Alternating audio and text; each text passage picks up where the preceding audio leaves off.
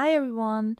So, have you ever wondered why you behave the way you do in relationships? Of course, there are many reasons and factors to consider, but one crucial aspect you need to learn about is your attachment style. Understanding your attachment style and those of others can be a transformative journey towards healthier, more fulfilling relationships. So, this book called Attached really transformed my view. It affected how I view my own behavior, how I view relationships, and I just can't wait to dive into it with you. So, today we'll cover the basics of attachment theory, and in the following videos, we'll delve deeper into the specifics. So, where does this all come from? And when was this concept of attachment styles initiated? So, attachment theory was introduced in the 1950s by John Bowlby.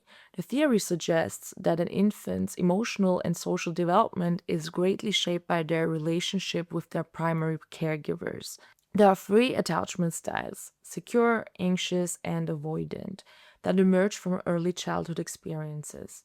In 1960, Mary Ainsworth, a colleague of Bowlby, conducted an experiment to investigate his theory. So, in this experiment, they were analyzing how babies 9 to 18 months old would react when their mom leaves the room and then comes back again. So, babies with an anxious attachment style, when their mom left, they got really upset and felt great distress. When the mom came back, they showed a mix of happiness and anger. But the con didn't stick around for too long, because oftentimes, shortly after, they would push away and burst into tears. So, next, babies with a secure attachment. When their mom left, they got a bit upset, yeah. But when their mom returned, they were happy and eager again. They quickly calmed down and got back to playing. Lastly, babies with an avoidant attachment. So when their mom left, they were cool as a cucumber. When she returned, they acted indifferent, they kept on playing, as if nothing had changed.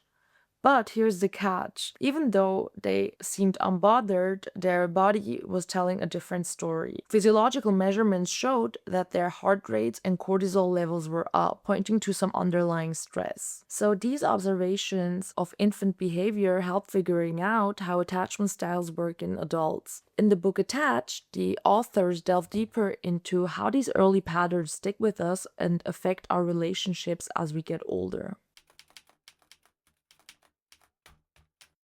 So let's start with the anxious attachment style. So people with an anxious attachment style, they're all about closeness in relationships. They crave that deep connection, but also oftentimes they are worried that their partner or the person they're interested in doesn't want to be as close as they do. Relationships consume a large part of their emotional energy. It's like they're on this roller coaster, picking up on every tiny mood swing of their partner or the person that they're interested in. So they get upset very easily and tend to take things personally. And then sometimes, they react in ways that they later regret. But what also has to be said is that their senses are often very accurate. Next, we have the avoidant attachment style. These individuals, they're all about independence. They love their personal space and they're a bit uncomfortable with too much closeness. It's not that they don't like connection, but it's just that they're like, I just need my me time.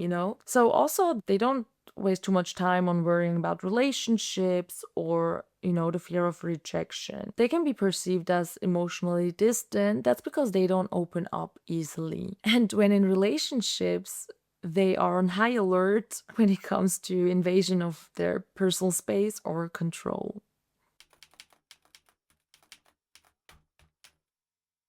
Now, finally, let's talk about the secure attachment style.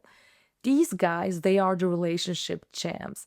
Being warm and loving comes naturally to them. No drama, no overthinking. They handle things calmly when it comes to romance and don't get easily upset about relationship matters. Communication is their superpower. They are great at expressing their needs and feelings. Plus, they're strong in reading their partner's emotional cues and responding to them. Sharing success and problems, they're all about that.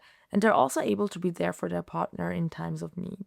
Thank you so much for joining me today. I hope you found today's introduction to attachment theory helpful. So, what do you think about attachment styles? Do you recognize your own? Share your thoughts in the comments. If you found these insights valuable, please give the video a like and subscribe to my channel for more content on relationships. In the next video, we'll dive deeper into the anxious attachment style. So thanks again, and I look forward to seeing you next time. Bye!